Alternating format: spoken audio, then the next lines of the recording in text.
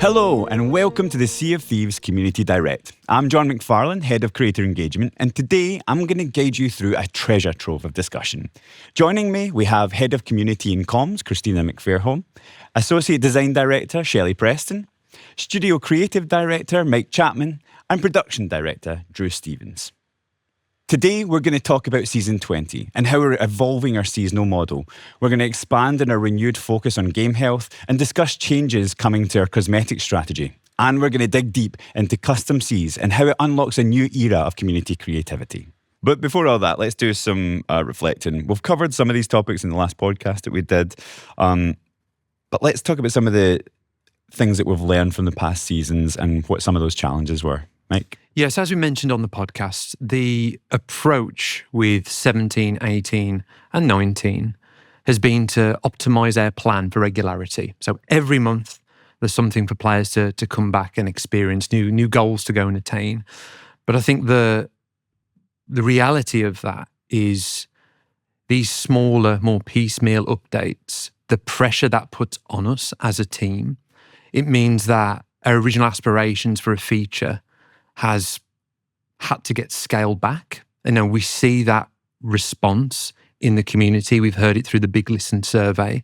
The reality of releasing content on that rhythm has been really challenging internally. And that means that, honestly, all of us on the team, it's really challenging to know that you're not able to put your best work out there because our initial ambition has to be scaled back. And I think we're not feeling good about what we've released. Our players are telling us they're not feeling good about what we've released. So I think that's really been the main challenge, is just not having the time to do the ideas and the updates justice. So one of the things that we announced in the last Community Direct was that we were lifting the NDA for insiders. So how's that affected the game development stuff?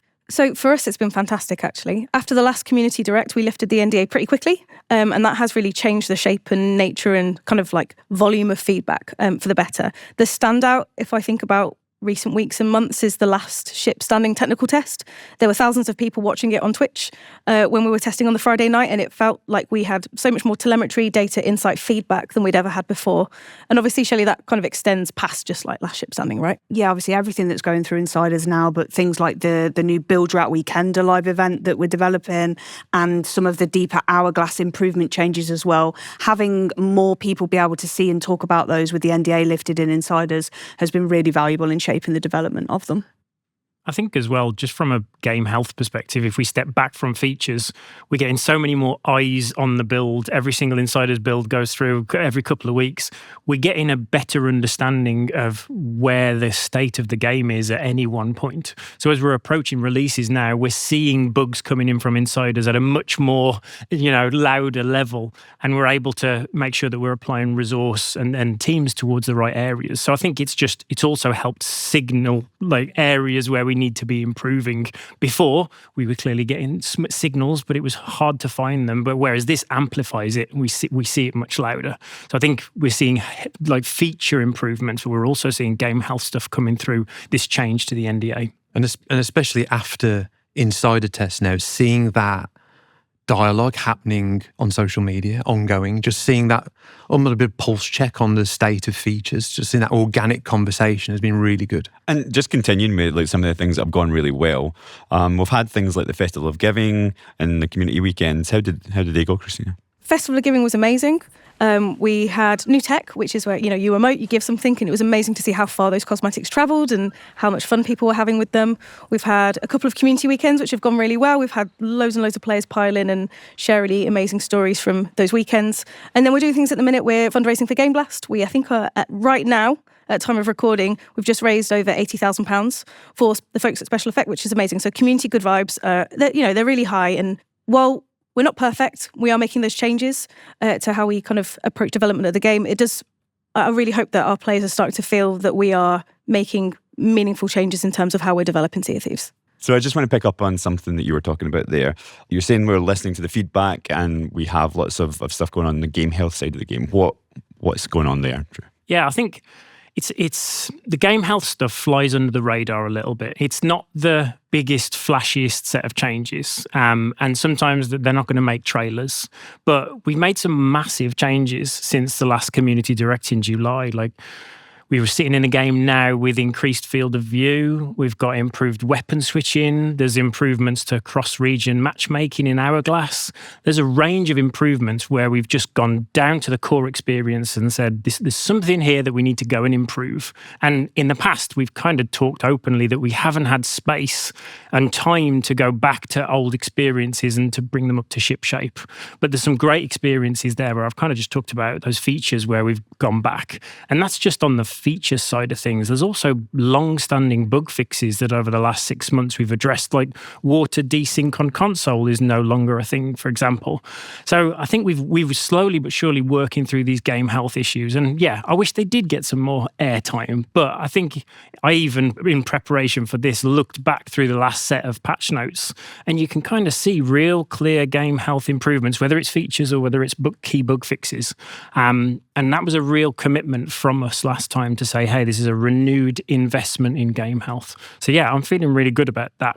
And on that point, there's fixes to the core experience as well as part of game health. So we've got our first set of improvements to just general population of how often it feels like you're coming across those other players and having those encounters. We've got a set of changes coming out there. We're going to be rolling out more changes and assessing it live over time. But we're really hoping that that feel of the seas feeling more alive is something that people can meaningfully see and feel by the time they see this video. Coming across other players in the shared world is the heart of Sea of Thieves. Yeah. I mean, separate to any pieces of content, the heart of the game is you and your crew interacting with other people out there in the world. And it's been illuminating to see where we've had this issue, and the tweaks that we made so far seem to be having a huge improvement to people's encounters on the wave. So really good stuff. Yeah, I was just going to say, we've made some changes under the hood that we've not told people about to see kind of what the response is from a kind of a telemetry and a kind of community perspective. And we turned things on. We made a couple of changes, and within probably a day or two, a few partners messaged us being like, what have you done? So I think if you think about how meaningful that might feel, especially to those people who are playing a lot, to see that frequency of encounter just shoot up, I'm really excited about the changes we have to come. It's a really, really cool part of the game experience, and we've got some changes coming that hopefully means you bump into more people more often. So, Christina, we had the big lesson out there, and obviously we take those results, and a bunch of them are around game health that we saw back in there, but some of that was around like toxicity, right? Yeah, no, that's right. And so one of the first big lessons we did, that was the kind of the real surprise to a lot of us, is how kind of game health, the perception of game health is kind of twofold, right? It's kind of technical experience, but then it's also kind of your experience with the other players. And it was really surprising to us how much that impacted people's perceptions of game health. So off the back of that, we did an additional toxicity survey where we surveyed people on kind of what they perceive to be toxic. We listed loads of things, some of which we thought were toxic, some of them are kind of legitimate gameplay experiences, but we wanted to see what people thought of them. And we've gone away, and off the back of that, we formed kind of an internal toxicity strike force, for want of a better phrase, where we're kind of taking a really holistic, multidisciplinary approach to trying to make the game a better experience for everyone involved. So lots of things to dig into there, and hopefully lots of things to share over future podcasts and community directs and developer updates, etc. But I think one of the key things is we have a set of behaviours where we kind of acknowledge there is kind of a toxic vibe to that encounter. And there's other stuff like chasing another ship or dumping loot off the side of the board, which I think we would probably traditionally class as legitimate gameplay, where the perception is that that's toxic. So we've got a lot of work to do, whether it be kind of educational and kind of providing clarity and or making significant changes to the game. But so much value has come from those surveys, and we're kind of all really invigorated and energized to go dig in and make some changes there. We've covered game health and we talked about toxicity, but I guess the survey also covers like another wide range of topics. Is there anything else we want to dive in on here today? Yeah, so not just the survey, but community feedback from quite a period of time actually is the perceived kind of cosmetics imbalance. So the kind of broad perception is that we are underserving our gold stores or our outpost stores, and kind of indexing too hard on Pirate Emporium. But that's about to change, isn't it, Drew? Yeah, I think we'll share some plans a little bit later on specifics, but I think it's very clear that for a long period of time, we've been underserving in the outpost stores, and I think that is about to change. Yes, and I think just mainly just to acknowledge the fact that we've seen that feedback in the community for quite a while now. And I think it's a delicate balance, to be absolutely clear what the role of the Pirate Emporium is. We're here all of these years later because of the sales of the game, and what we sell in the Emporium goes towards funding the ongoing development of the game. And that's an important part of achieving the dreams of our community and our dreams as the creators of the game. But there has been that imbalance, and that's something we're going to need to address. We need to look at it very carefully. But what goes into the Gold Store versus what goes into the Emporium is something we want to address, and we'll share more details in the future, as Drew mentioned. On that point, I think what the recent doubloon reset has taught us is that players are really attached to their currency. There's a lot of folks who have speculated, they've come for our doubloons, are they going to come for our gold next? And Mike, are we going to come for their gold next? We categorically are not. Gold is the driver of that core loop. Go out into a session, do the voyages, explore, you earn gold as part of that session. That is a reflection of a multi-year journey for many of our players. We look at doubloons differently. It is a secondary currency. It is this little micro economy where we're able to take the swing that we have and reset for a better future. But we have no plans to ever do that with the gold economy, just to confirm. We have just touched on the Emporium there, but that's not the only thing that's changing to the Emporium, right? Yeah, there's quite a few changes coming to the Emporium. So we launched the Pirate Emporium in 2019, and we've been delivering updates monthly since then. And I think we've got to a point where there's almost 70 individual pages within the Emporium of cosmetics available. And unsurprisingly, our players have told us that it's a terrible experience to try and browse. And we've got awesome cosmetics within the Emporium that are sitting way back chronologically in the back pages that we kind of want to surface up and show new players that are starting their experience. So as part of future Pirate Emporium updates, we're actually going to be looking back through our back catalogue, and we're going to be streamlining the experience. So there's going to be a reduced set of cosmetic sets on offer in the Pirate Emporium, but that does mean that it gives us the ability to rotate sets over time. Our goal here is to really bring some awesome cosmetics that are kind of sitting in the backlog and bring them up front and centre so that players can have access to them. So that's a change that's going to be coming to the Pirate Emporium very soon. That's not the only changes we're going to be making in the cosmetics and Pirate Emporium side. There's also some changes we're going to be making to the season pass model, if we want to dig into that. Yeah, so our next iteration of the Season Pass will be going live in Season 20, and we've worked really hard to try and evolve our Season Pass into a much more rewarding and clear experience. So not only are we overhauling the UI so that you will kind of move through these tiers of unlocks as you go through, but also the way that you relate to earning renown. We're trying to really simplify that and make that feel a lot more meaningful for players, so it's much clearer what you do to move through the Season Pass. In terms of the actual rewards that you unlock as well, we're introducing a new set of not only playable rewards in the form of limited voyages that you can earn, but some of those previously locked in the Emporium items are going to be items that players can choose each time you get to one of those tiers of unlock as part of progressing through for free in the Season Pass. And we've got the Star Prize. And of course, at the very end of all of that, there is the Star Prize, which is our new super high quality, super special item that we can't wait to be able to share with people. I think it's been good to reflect on the Season Pass and the quality of rewards that we're giving to players. I think the approach here has been to have less filler, I would say, in the Season Pass and make sure that all of the rewards are going to be seen as desirable by our players.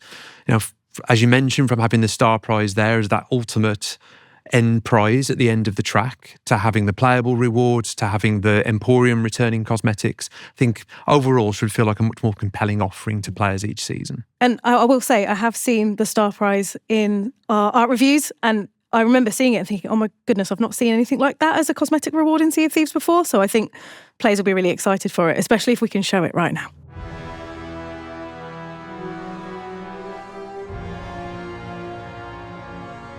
So right now, we are kind of in the middle of Season 19, and we're due for some exciting stuff for the Build Rat Weekend and Last Ship Standing coming up. But we're in this 3-act structure at the moment, but there's changes coming there, right? There are. So as I mentioned at the start, as a reflection of the challenges that we talked about here today and on the podcast, I think the plan that we had around optimizing for the regularity of releases for players. So every month there's always something new to put the focus on. We see that less of the headline features of the season now and more about building a compelling live service calendar. So a big part of this is the Bills Rack Weekender that our players already know about, but also Last Ship Standing, which has been in insider testing and had some great feedback. Do you want to talk a bit more about Last Ship Standing? Yeah, so Last Ship Standing is our 6-ship hourglass battle. Players can vote on that and then emerge in the Sea of the Damned in a special map and basically battle to be the last ship standing. But unlike our classic 1v1 mode, players get rewards based on how they placed within that. So it's not quite so all or nothing. So even coming second or third can still be netting you more allegiance and more rewards for your hourglass. And that it will be available for a month as part of Act 3. But then afterwards, it's going to be coming back regularly for a shorter window, but on a monthly basis as well. And also coming back on a regular basis is the Bills Rack Weekender. So we've had lots of feedback over the years around the various live events that we've run. And there's always been that, I think we've felt it, but always that sense of tension in the community around, like, is this ever going to come back? Is it time limited? So we've always wanted this vehicle to bring popular live events back. So that's where the Bills Rack Weekender has come from. It's this once a month in-world pirate festival that celebrates a live event that returns as a showcase alongside some specific activities to earn the doubloon currency. As part of the Weekender, we've been looking at the feedback we've been getting in the insider forums, and we've just been putting some time and effort into positioning all the elements just right for that first launch. So a key part of it is Duke, as we've mentioned, and Arena stock. So around Duke's availability, we're going to be keeping Duke around for the month now. And in terms of Duke stock, while we originally planned to rotate it each month, we're going to be keeping that stock around for longer to just relax that feeling of pressure to coming and earn those rewards. So Duke will be around for a lot longer, and we'll continue to look at insider feedback. We'll continue to look how the first one lands, and we'll continue to iterate it. The Bills Rack Weekender is very much our platform for bringing back some of our most popular live events. So it's going to be just interesting to see how that plays out in the community following release. So some awesome stuff coming to Season 19. We've talked about some of the changes that are coming to Seasons All Up. What's coming for Season 20? So Season 20, so last time we sat on this sofa, we talked about a very exciting feature set, which was custom seas. We talked about a great experience, giving players the tools to the Pirate Sandbox, and we talked about that as an experience. And I think we even eardropped it as an early 2026 target for ourselves. But we also talked about custom seas being a premium feature that was going to be part of our first Pirate subscription, so a paid-for premium subscription. As we've stepped through the development process, I think we've started to see the magic of custom seas come to life. And at this point, we'll have had at least one of our first looks in Insiders. And I think we've seen internally the excitement and the magic build from just giving players and our creators tools to be able to create experiences for themselves. And we kind of took a step back and took the opportunity to go, are we giving custom seas the opportunity to reach its full potential? And I think we answered the question no. I think by introducing it in the way that we'd originally planned as part of a premium feature set behind a subscription, I don't think we were giving custom seas the opportunity to engage and create a tool set for all of our players. So as part of Season 20, we're going to be bringing custom seas to all of our players free of charge. So it's no longer going to be behind a subscription. It's going to be available to everyone. And we can't wait to bring such a rich tool set to everybody and see the magic that players are going to create as part of it. So Custom Seas is now going to be free for all players, which is awesome. How does it feel to then be bringing that to such a wider variety of players? It's incredibly exciting. And the way we're testing it in Insiders at the minute is kind of piecemeal, where they get a glimpse of a feature and a glimpse of a feature here. But even with the first version or the first set of features, so many of the team were just watching people over the weekend have a whale of a time, sometimes in languages they didn't understand, because they're having so much fun with it. I watched so many clips of people just be like, I can spawn a thing, here. I watched a ship battle where someone had kind of like zoomed up and kind of watched it happen from the sky. The amount of creative possibilities that this gives folks is just, I genuinely feel like it's quite endless. Even with such a small version going in Insiders, the amount of different types of content we've seen is has just been incredible to see. And I think the team is so energized by seeing that in hands, right? I think that's the bit. It's so exciting because we're creating a set of tools, but it's not about what those tools are. It's about what players going to do with them. And some of that we have no idea. And that's what I'm the most excited for. Things are going to come out of that, game modes, ways people play that we've never imagined. And it's really exciting. Yeah, the reception was fantastic. And to Christina's point, even a small subset of the ultimate functionality, but seeing people being able to spawn things on the fly, create these moments. And there's a cinematic camera as well, which players haven't seen yet, the ability to take these cool screenshots and create these cool videos. I think we're going to see a huge range of experiences unlocking custom seas, from beginning to form the foundations of game modes, creating these cool party modes with your friends, and just if remembers machinima, like creating stories in the engine of a game. Like, it really feels like Sea of Thieves is this toy box and we're handing that over to our players and allowing them more control than ever before. So I think the potential to show off some of the best moments of Sea of Thieves and see the originality, the ingenuity of our community come to life through custom seas is something we're just so excited about. And it goes back to that point of we're so impressed by what we've seen so far, and we don't want to limit that. We want to put that in the hands of all of our players. And even though there's going to be plenty of tools there, and like you said, even with a few tools, not even the full package that will be there at launch, players are still doing cool things already. But even with that launch tool set, we're going to be adding more to it over time. We're going to be looking at the things that players want, or the kinds of things that they want to build but they can't build, and iterating and growing it over time as well. I think that's our commitment as part of Season 20, is that we're going to be in listen mode. We're going to release this awesome tool set, but we know it's a starting point, and we're going to be listening and watching and laughing alongside our players. But our commitment is that this is a tool set that we continue to grow and evolve over time.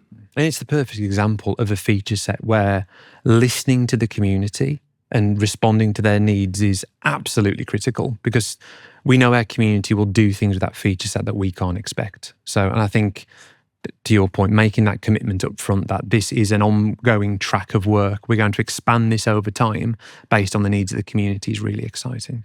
So it's really exciting to see players already getting their hands on some of the early features. But do we want to talk more about the features that are coming in Season 20, Shelley? Yeah, sure. So in Custom Seas, from the moment you start your session, you'll see so much control at your fingertips. When you load into that first lobby, you can decide what ships you want in there, how you want your players. If you want to put all 24 players on one ship, then go for it. You can set a set of what we're calling switches, which are things that turn things on and off in the experience. So you might want no storms on or no AI on because you want a really friendly experience. You can set those kind of upfront controls, and there are a bunch of presets that we've made there as well for those.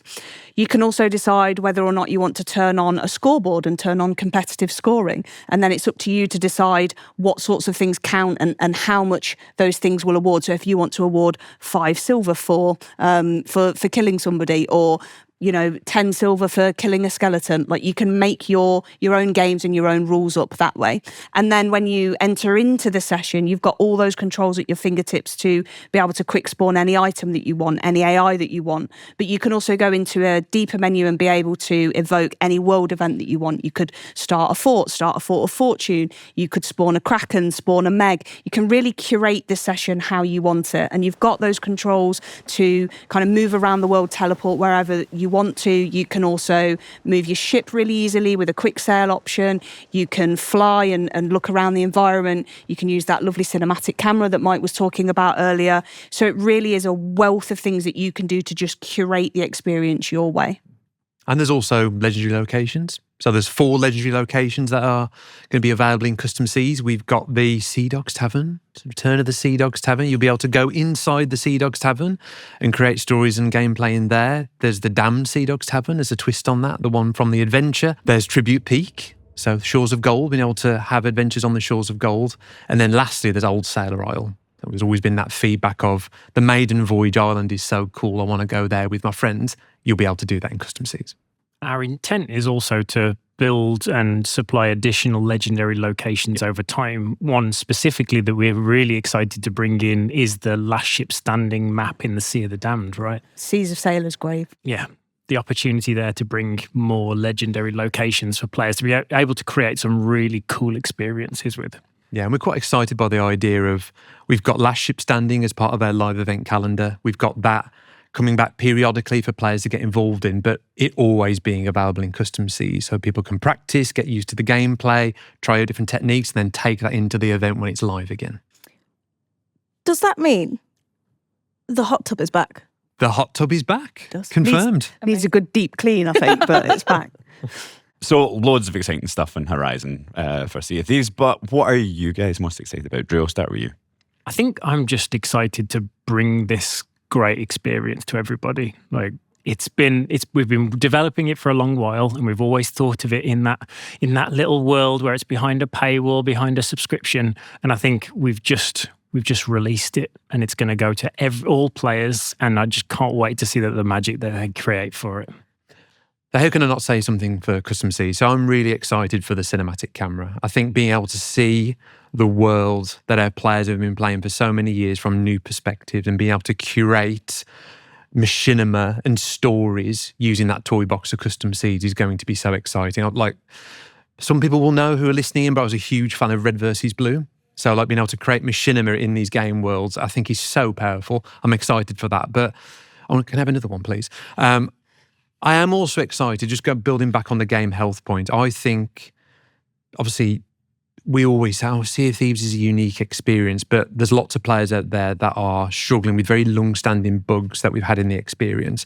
I'm actually really looking forward to the game being more stable, being more of a solid platform for us to build upon. So I think that, I've never really said that before, but like, I passionately believe that game health and making the game we've already got as smoothly running and robust as possible is really important. And I am excited for that alongside Custom Seas.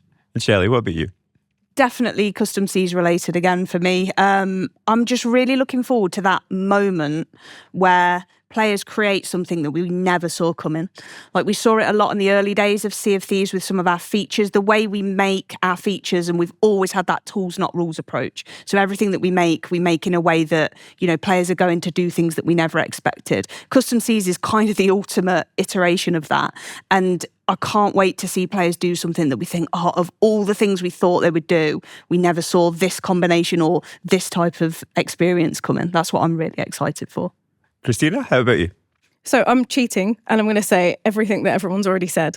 But I'm really excited to see just how exactly this unleashes our community's creativity. We're going to see things we've never anticipated possible be made a reality in Custom Seas, which is really exciting. But in the spirit of community creativity and unleashing it, there's something that we've been working on behind the scenes. It's a small but quite significant thing to folks who have already been creating around our game over the past however many years. For folks who are kind of making props, selling them, and trying to kind of explore effectively monetizing our game, I'm very pleased to announce that as of today, we have creator commercial usage guidelines. Historically, there's been some ambiguity for our creators on like what is and what isn't allowed when they're making and selling things using the Sea of Thieves IP. This provides absolute clarity and really empowers our creators to go make and sell, knowing kind of what our kind of framework and guidelines are for doing that safely. So it feels really good to be able to kind of be very clear on what those guidelines are. And for us as well, we get to go and spotlight those creators now. We might have shied away historically from kind of like shouting out amazing creators because they've got something on an Etsy shop that we're not sure if we could plug or not. But this gives us the framework to go spotlight those folks and push people towards their stores, and allows us to shout about them. So yeah, we're really excited to see what people make. We always have been. And we want to see links. Send them to us, please. So we've got lots to look forward to then. And I think that about does it for this Community Direct. If you want to get involved in the discussion, then please head over to our social channels and let us know what you think.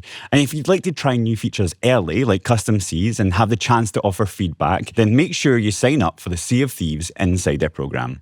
We'll be back later this summer with another Community Direct, where we'll let you know all about everything headed to the game in the second half of this year. So until then, thanks for joining us, and we'll see you on the seas.